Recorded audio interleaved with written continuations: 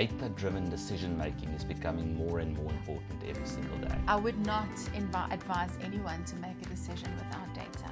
Many years ago, it was just people working in the industry, as an example, that had access to this kind of information. At the moment, any individual can actually access data. Welcome to my channel. I'm Jaco Grobbelaar, the founder and CEO of Prosperity Enterprises, and today we are speaking about data, the importance of data when it comes to property investing. And today I have Esteani Marx from Lightstone with me. Welcome, Esteani. Hello, Jaco. Lovely to be here. Wonderful. I'm excited about our conversation today because a lot of property investors don't know how to use data when they make decisions with investing in property.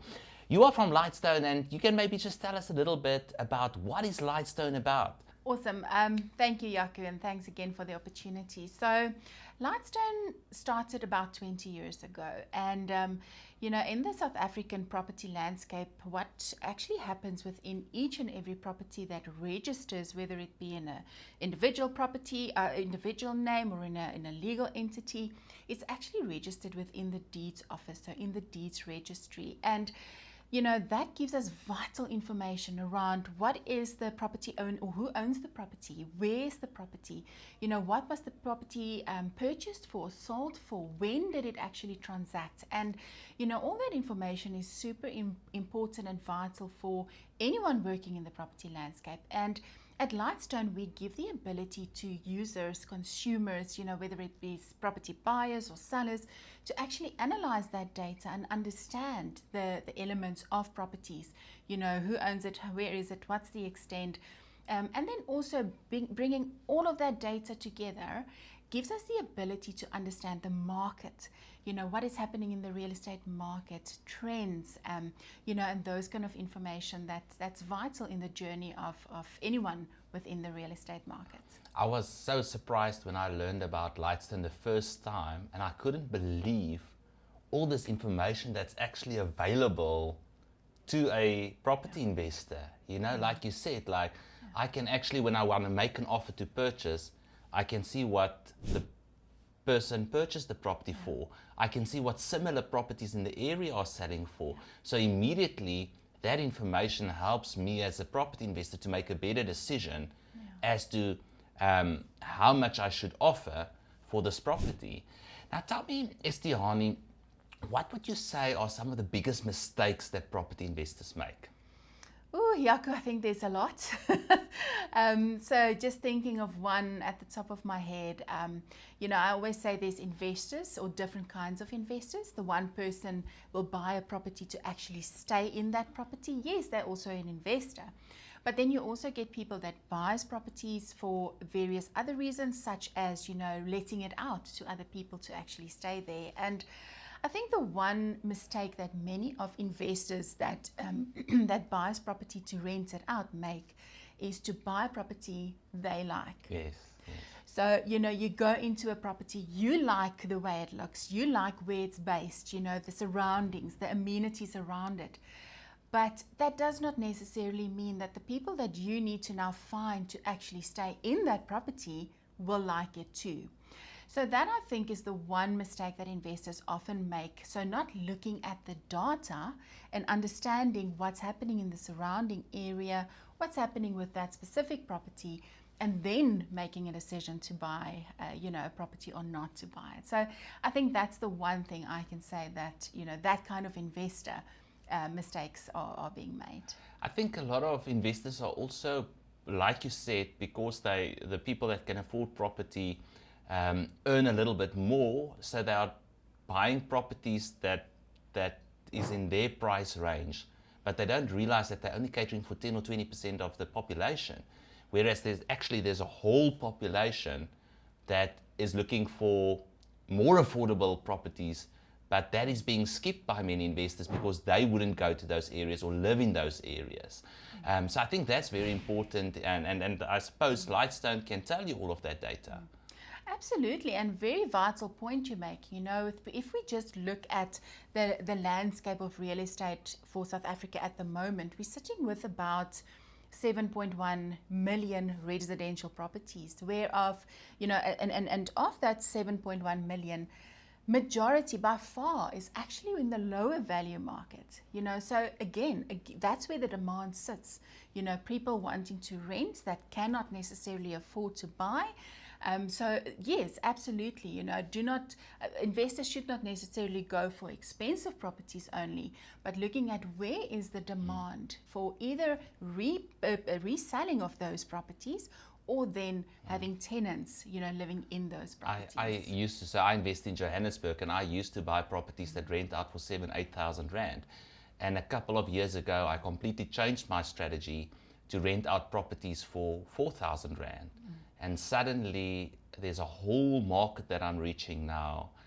So much more demand, because there's just so many people that want to rent in that space. And something that I realized, as far as I know, that is also on the Lightstone reports, is public transport. Those people are reliant on public transport. So the first thing that you got to check is how close are you to the public transport nodes that can transport these people. Absolutely. And I mean, that goes for whatever your strategy is in terms of investing. So absolutely, if you are looking at, servicing a specific market, then look at amenities. What is close to that area? What is it that they were going to need, in terms of staying in a specific area? So absolutely. And I think we also need to understand the market itself and how it's changing. People may not necessarily get married as young as they used to. So we have a lot of single individuals that are either still students or working that may need smaller accommodation, as you've rightly said. So yeah, understanding the market is vital. Now, a question that I get very often from our clients is, Jaco, where should I invest? What area should I invest? How can Lightstone help investors decide which suburbs or areas they can invest in? So I think there's a few key elements that can be looked at. So first of all, what is the churn of properties in a specific suburb? So if there's a higher churn, it means that there can be a better demand for properties in that area. It can also signal other elements, such as maybe it's not a favorable area to stay in. So, you have to also still do market analysis, but, understanding the churn of an area, understanding the growth of property values and prices in a specific suburb, understanding your demographics. So that's very important. If your target market is, let's say, youngsters, looking at a specific suburb, understanding where are the youngsters actually wanting to stay.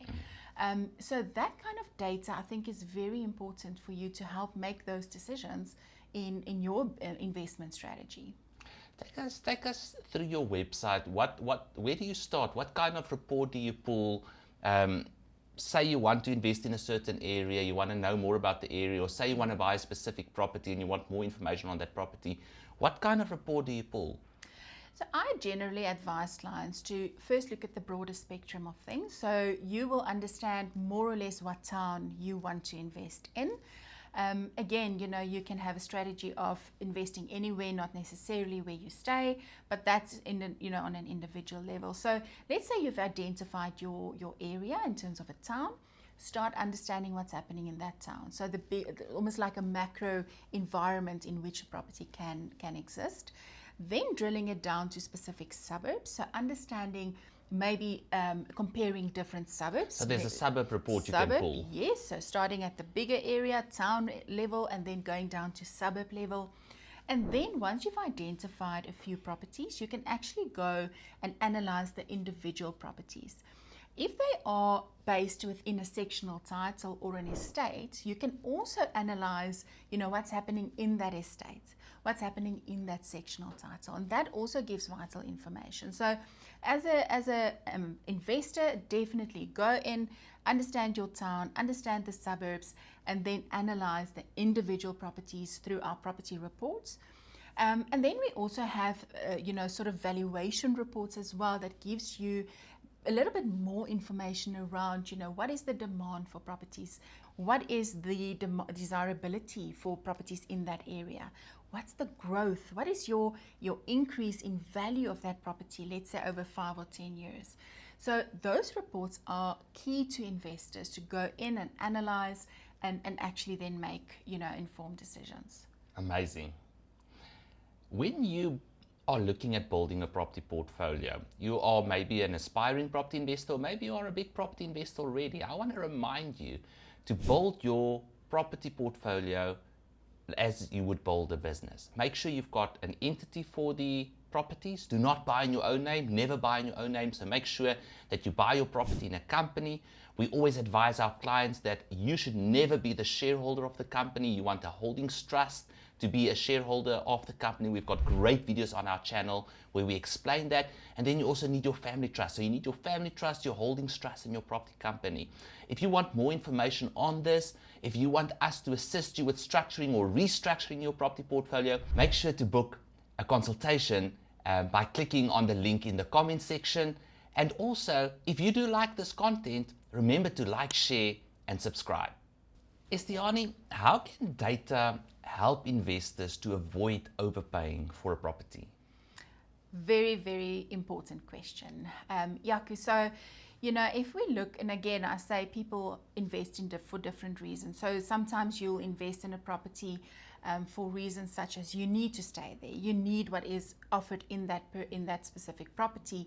So you may not necessarily be very sensitive to the price because the value for you sits elsewhere.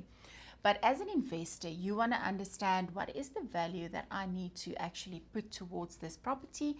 And one of the key elements is understanding what is the highest and best use of a property. Now, that is something that the investor can determine.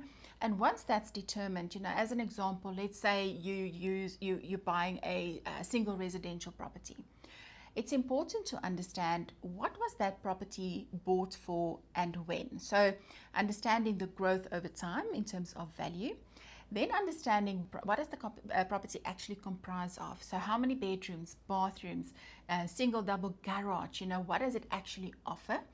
And then looking at, what are properties that are very similar to that specific individual property that have transacted. So understanding what is the value of properties similar to the one that you want to invest in that specific area. And that is how Lightstone can actually help you analyze, what is the market value of that property to ensure that you do not overspend when purchasing. One of the features I actually like quite a lot on the Lightstone reports are your per meter square price. Because you can actually take that price and multiply it by the square meterage of the unit, and you can immediately compare it to units, even though the size aren't maybe exactly the same size. Absolutely. Or so on. Yeah. Absolutely. Let's talk about, investors don't like to talk about risk, but risk is an important thing to talk about in the instance where you want to invest in a property. What are some of the red flags, some of the concerns that data can reveal to us when we are looking at these reports? I think there's quite a few. So one I would maybe highlight is, where properties are actually transacting for a value less than what they've been bought for. So negative growth. I think it's important to understand areas where that does happen and also the reasons why. So it may not necessarily be imminent in an area where there's just one property transacting at a negative value, because there may be other reasons for. But if that sort of happens in an area, it's a trend you're seeing, I think that's a red flag, and you need to go and understand why is that happening. And we can talk about negative growth, but we can also talk about no growth or very low growth. So again, understanding what's happening in that area over time, and is the growth in terms of value something that is matching, or something that you as an investor in your strategy is willing to take. I've got a burning question, and that is, what does the future of property investing and data look like? So let's just, I think, rewind 20 years back, where we had to buy properties without the ability to use data to actually make those decisions. So, as much as I think we want to say how's data going to shape the future, data already shaped, how we buy properties. So that's a very, very big positive for me. I think going forward, it'll help us make better decisions. Data is something that is becoming more and more available to everyday consumers. You know, many years ago, it was just people working in the industry, as an example, that had access to this kind of information. So estate agents or banks or, you know, mortgage originators, where at the moment, you know, any individual can actually access data. And the more data we get, the better analysis we make.